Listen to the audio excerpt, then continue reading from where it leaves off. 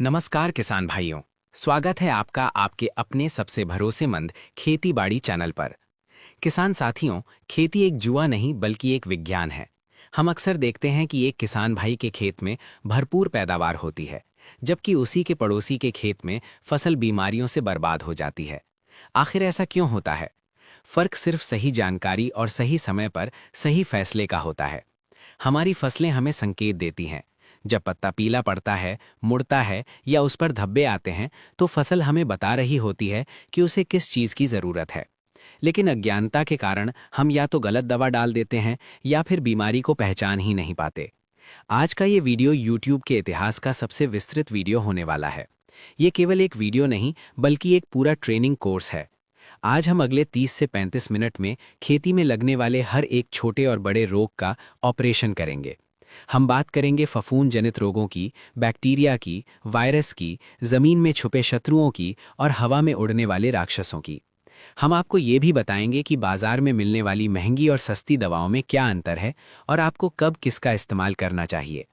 अगर आप खेती को लेकर गंभीर हैं और अपनी कमाई को दोगुना करना चाहते हैं, तो इस वीडियो का एक भी सेकंड मिस मत कीजिएगा।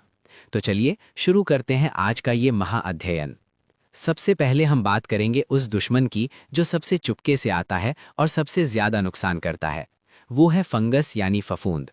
किसान भाइयों, फसलों में 80% बीमारियां फंगस की वजह से होती हैं। लेकिन मुश्किल ये है कि फंगस हजारों तरह की होती है। चलिए मुख्य फफूंद रोगों को विस्तार से समझते हैं। पहला और सबसे आम रोग है पाउडरी मिल्ड्यू, जिसे कई इलाकों में छाछिया रोग या भभूतिया रोग भी कहते हैं। इसकी पहचान बहुत आसान है। जब आप खेत में जाते हैं और देखते हैं कि पत्तियों के ऊपर, तनों पर या फलों पर सफ़ेद रंग का पाउडर जमा हुआ है, जैसे किसी ने आटा या राख छिड़क दी हो, तो समझ जाइए ये पाउडरी मिल्ड्यू है। ये रोग तब ज्यादा आता है जब दिन गर्म हो और रातें ठंडी हों। ये प्रकाश संश्लेषण को रोक देता है, जिससे पौधा भोजन नहीं बना पाता। इसके समाधान के लिए हमें समझना होगा कि बीमारी किस स्टेज पर है। अगर शुरुआत है तो आप घुलनशील सल्फर का प्रयोग करें। सल्फर न केवल फंगस को मारता है बल्कि पौधे को गर्मी भी देता है और एक खाद का काम भी करता है। 80% WDG सल्फर 2 ग्राम प्रति लीटर पानी के हिसाब से स्प्रे करें। लेकिन अगर बीमारी बढ़ चुकी है तो आपको सिस्टेमिक फंगीसाइड यानी अंतर प्रवाही फफूंदनाशी की जरूरत पड़ेगी। इसके लिए आप टेबुकोनाजोल या हेक्साकोनाजोल का इस्तेमाल करें। इनकी मात्रा 1.5 से 2 मिलीलीटर प्रति लीटर पानी रखें। ये दवा पौधे के सिस्टम में घुसकर फंगस को खत्म करती है। दूसरा बड़ा फफूंद रोग है डाउनी मिल्ड्यू। किसान भाई अक्सर पाउडरी और डाउनी में कंफ्यूज हो जाते हैं। ध्यान से सुनिए, डाउनी मिल्ड्यू में पत्ते की ऊपरी सतह पर पीले रंग के तैलीय धब्बे दिखाई देते हैं और जब आप पत्ता पलटकर नीचे देखेंगे तो वहां आपको बैंगनी या भूरे रंग की फफूंद या रुई जैसा जमाव दिखेगा। ये रोग ज्यादा नमी और बारिश वाले मौसम में, खासकर बेल वाली सब्जियों, अंगूर और खीरे में बहुत आता है। ये पाउडरी मिल्ड्यू से ज्यादा खतरनाक है। इसको कंट्रोल करने के लिए साधारण दवाइयां काम नहीं करती। इसके लिए आपको मेटल एक्सिल और मैंकोजेब के कॉम्बिनेशन वाली दवा, जो बाजार में रिडोमिल गोल्ड के नाम से मिलती है, उसका प्रयोग करना चाहिए। इसकी मात्रा 2 ग्राम प्रति लीटर पानी है। अगर फसल की कीमत अच्छी मिल रही हो तो आप अमिस्टार टॉप जैसी दवा का भी प्रयोग कर सकते हैं, जो थोड़ी महंगी है लेकिन इसका रिजल्ट बहुत शानदार है। तीसरा रोग जो आलू और टमाटर के किसानों का सबसे बड़ा दुश्मन है, वो है ब्लाइट यानी झुलसा रोग।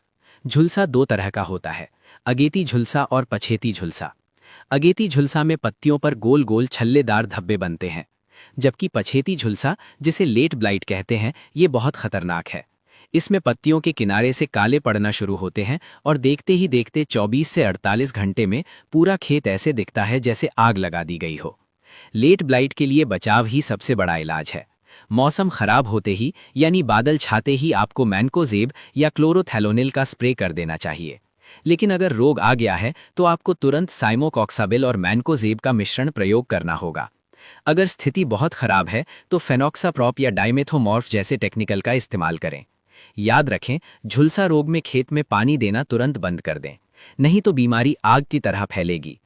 चौथा फफूंद रोग जो गेहूं और जौ जैसी फसलों में आता है, वो है रस्ट यानी रथुआ या गेरुई।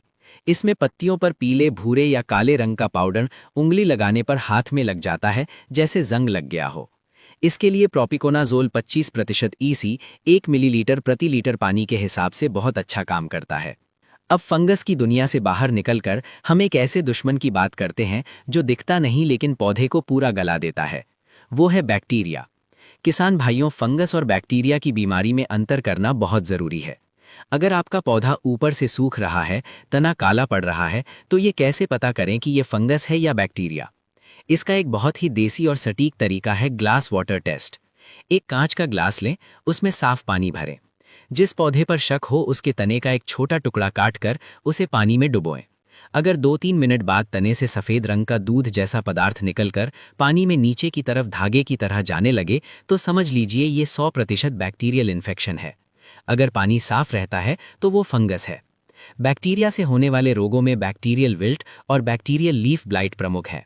धान में पत्ता सूखने लगता है या टमाटर मिर्च का हरा पौधा अचानक मुरझा जाता है। दुख की बात यह है कि बैक्टीरिया के लिए बाजार में बहुत कम दवाइयाँ उपलब्ध हैं। ज़्यादातर फंगीसाइड इस पर काम नहीं करते। बैक्टीरियल रोगों के लिए आपको एंटीबायोटिक का इस्तेमाल करना पड़ता है। हमारे देश में कृषि के लिए स्ट्रेप्टोसाइक्लिन और टेट्रासाइक्लिन का प्रयोग होता है। इसका प्रयोग बहुत सावधानी से करना है। 6 ग्राम स्ट्रेप्टोसाइक्लिन के पाउच को कम से कम 60 लीटर पानी में घोलना चाहिए।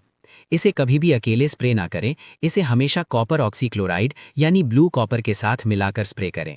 कॉपर और एंटीबायोटिक मिलकर बैक्टीरिया का सफाया कर देते हैं। अब बात करते हैं खेती के कैंसर की। जी हाँ, मैं बात कर रहा हूँ वायरस की। चाहे वो मिर्च और पपीते का लीफ कर्ल वायरस हो, भिंडी का येलो मोज़ैक वायरस हो या टमाटर का टमाटो मोज़ैक वायरस हो। वायरस की पहचान ये है कि इसमें पत्तियां सिकुड़कर मुट्ठी जैसी हो जाती हैं, छोटी रह जाती हैं, पीली पड़ जाती हैं और पौधों की ग्रोथ पूरी तरह रुक जाती है। किसान भाइयों, कड़वा सच ये है कि दुनिया में आज तक ऐसी कोई दवा नहीं बनी जो पौधे के अंदर घुसकर वायरस को मार सके। बाजार में जो भी लोग वायरस स्पेशल दवा बेचते हैं वो असल में पौधे की इम्यूनिटी बढ़ाने वाले टॉनिक या कीटनाशक होते हैं। तो फिर वायरस का इलाज क्या है? वायरस अपने आप नहीं फैलता। इसे एक पौधे से दूसरे पौधे तक ले जाने का काम करते हैं वेक्टर यानी रस चूसने वाले कीड़े। जैसे मलेरिया मच्छर के काटने से होता है, वैसे ही पौधों में वायरस सफ़ेद मक्खी, थ्रिप्स और एफिड्स के काटने से फैलता है। वायरस कंट्रोल करने के 4 कड़े नियम हैं। पहला नियम, जिस पौधे में वायरस दिखे उसे ममता छोड़कर उखाड़ दें और खेत से दूर गड्ढे में गाड़ दें। दूसरा नियम, रस चूसने वाले कीड़ों को पूरी तरह खत्म करें। तीसरा नियम, खेत के चारों तरफ मक्का या ज्वार की 3-4 लाइनें लगाएं। ये एक दीवार का काम करती है और कीड़ों को अंदर आने से रोकती है।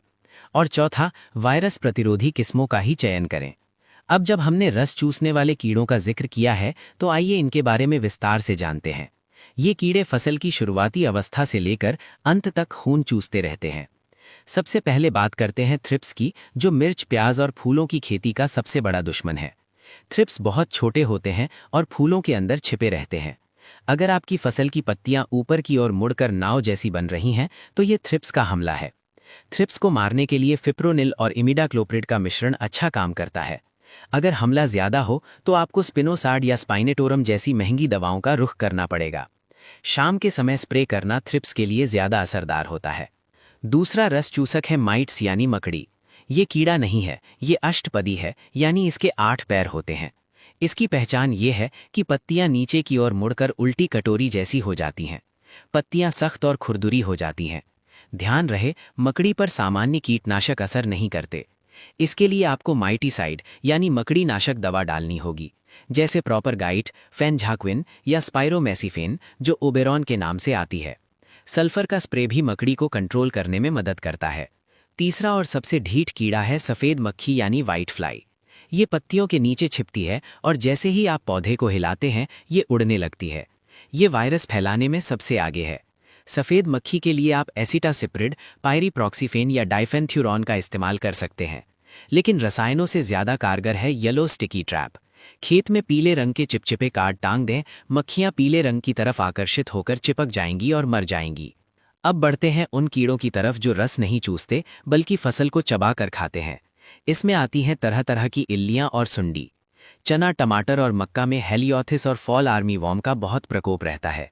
मक्का में आपने देखा होगा कि पौधे की गोब यानी व्हर्ल पूरी तरह खाई हुई मिलती है। बैंगन और भिंडी में तना छेदक और फल छेदक सुंडी अंदर घुसकर फल को सड़ा देती है। सुंडी के नियंत्रण के लिए दवाओं की कई श्रेणियां हैं। अगर सुंडी छोटी है तो आप प्रोफेनोफॉस और साइपरमेथ्रिन का स्प्रे कर सकते हैं। ये एक कॉन्टैक्ट कीटनाशक है, यानी दवा कीड़े को छूते ही मार देती है। लेकिन अगर सुंडी फल या तने के अंदर घुस चुकी है तो ये दवा काम नहीं करेगी। तब आपको सिस्टेमिक और ट्रांसलेमिनार दवा चाहिए। इसके लिए सबसे लोकप्रिय और सुरक्षित दवा है इमामेक्टिन बेंजोएट। ये सेवई जैसी दिखने वाली दवा है। ये सस्ती भी है और असरदार भी। अगर फसल लंबी अवधि की है, जैसे कपास या गन्ना, और आप चाहते हैं कि एक बार दवा डालें और महीने भर की छुट्टी हो जाए, तो आपको कोराजन यानी क्लोरांट्रानिलिप्रोल या फेम यानी फ्लुबेंडियामाइड का इस्तेमाल करना चाहिए। ये दवाइयाँ महंगी ज़रूर हैं, लेकिन ये कीड़े की मांसपेशियों को लकवा मार देती हैं, जिससे वो पत्ती खाना बंद कर देता है और भूखा मर जाता है। एक और दुश्मन है जो ना पत्ते पर दिखता है ना तने पर, वो ज़मीन के अंदर रहता है। मैं बात कर रहा हूँ निमेटोड की, जिसे सूत्रकृमि भी कहते हैं। अक्सर किसान भाई देखते हैं कि खेत के कुछ हिस्सों में पौधे छोटे रह गए हैं, पीले पड़ रहे हैं और खाद पानी देने पर भी नहीं बढ़ रहे।